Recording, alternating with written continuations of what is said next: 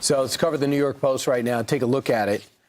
Ainsley, you have it holding it up. And essentially, it's butchers. Iran's despots fight for control by publicly executing teenage protesters, including a 19-year-old wrestler named Salah Mohammadi, who and two others, after they say they murdered two cops.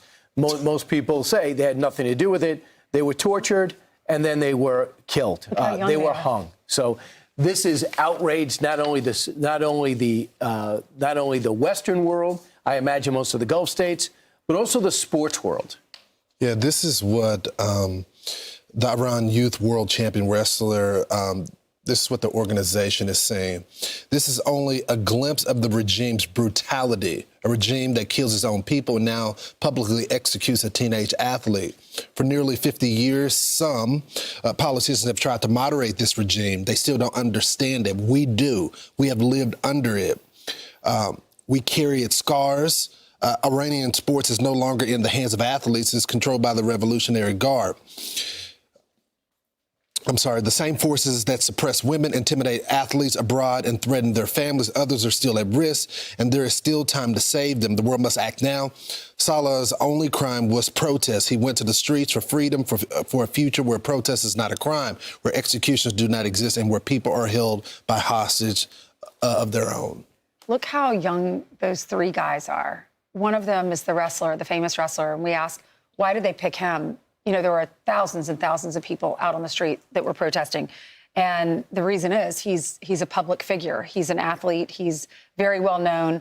And he's a 19-year-old rising star. He was tortured into confessing to the capital crime of waging war against God. He was executed without a fair trial. All three of them were. And this comes one day. They were executed yesterday on Thursday. The girls, the soccer team, they returned on Wednesday. So I think this is a signal of intimidation from Tehran, that if you go against our regime, this is what could happen to you. But remember, it was the end of January, beginning of February, when Donald Trump said, threatened them, saying, you need to stop these public executions. And they stopped. But now that the war they're on the ropes right now. And when you have the military leaders that are getting private messages from the Israeli Mossad telling them, hey, you guys need to stand with the people or else you're going to be targeted. We know exactly where you are. And so there is this growing consensus that we're getting close within the next 2 weeks or so where the people are going to be able to take the streets. And the IRGC and the government are saying, Brian, not on our watch. Scott Besson yesterday says there's been a lot of defections. He said that on the couch in the Oval Office.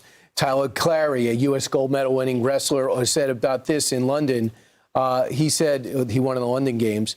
What we're seeing in Iran, the execution of a wrestler after what appears to be a sham process, is a brutal reminder of what regime stands for. This is exactly why strong leadership matters. President Trump has been clear-eyed about the nature of it and the need to stand up for it. The moments like this prove why that approach is necessary.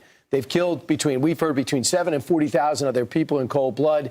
We'll see if they begin to take back their country. And that is why the intel that they have on the ground that the Mossad has obtained with all the Iranians that have become sources for the IDF and for the Israelis, that's why they got to go ahead and turn their people in, because right now we're there and Israel's there to execute what I think are their